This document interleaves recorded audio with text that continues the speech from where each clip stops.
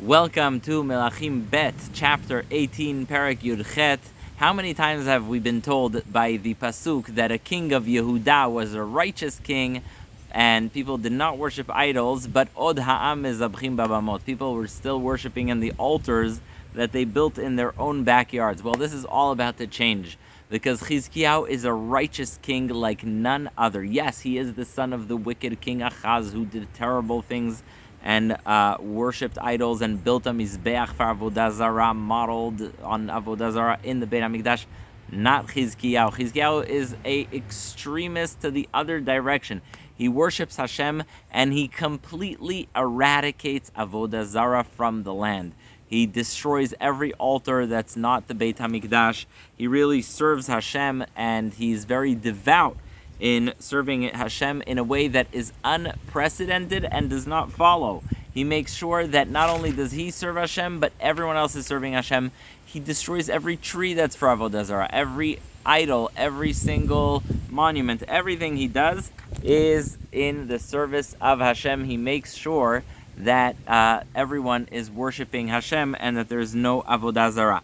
He is successful militarily. In a mild way, he's able to retake the area of Aza from the Plishtim, and nonetheless, at the year of 6 of his kingdom, that's the year when the Shomron kingdom, the kingdom of Israel, completely falls apart, and the 9, remember we learned last perek, the 10 tribes of Israel are expelled to Assyria. That happens during his time, and he's expelled by the king of, they're expelled by the king of Ashur. During the time of Chizkiyahu, Sancheriv, the king of Ashur, arrives at the gate of Jerusalem. And he says, "Hello, Chizkiyahu. Remember me? I'm the king of Ashur, the one who beats everyone and who expels the entire kingdom of Israel.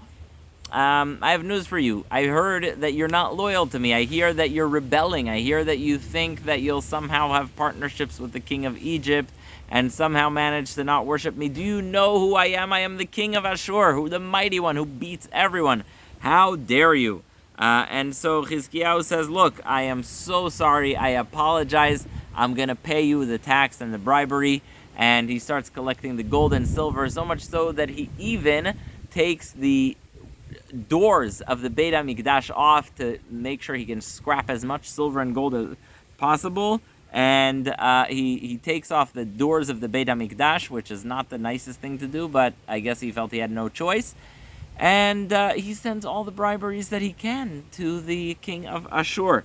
Nonetheless, the king of Ashur is not satisfied, because he does not forgive when someone rebels against him. That does not happen. That doesn't fly. And so he comes to Jerusalem, and here we have a very, very famous scene.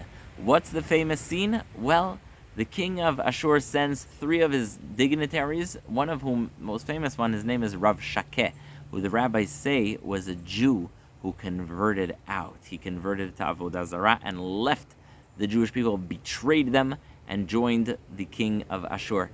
And they come and they stand outside of the walls of Jerusalem, where it says Brechatz de Koves, where people would do the laundry in a pool outside the city.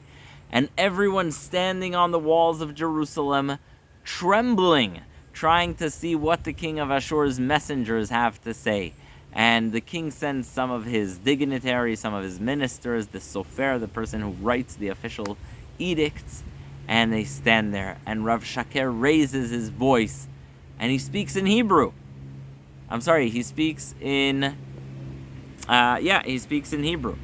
And he says, "What do you think? You think you're going to succeed in rebelling against the king of Ashur? I am the most mighty king in the area," not very humble, "and I have destroyed every kingdom that came my way, including the kingdom of Israel. Do you really think you'll have any chance in rebelling against me?" And he lambasts the kingdom of Israel, and he curses out God. He curses Hashem. He says, "Who do you think is going to help you? God? Well, where are the gods of all the other nations? Where are the gods of the Israel, of the other people that I destroyed?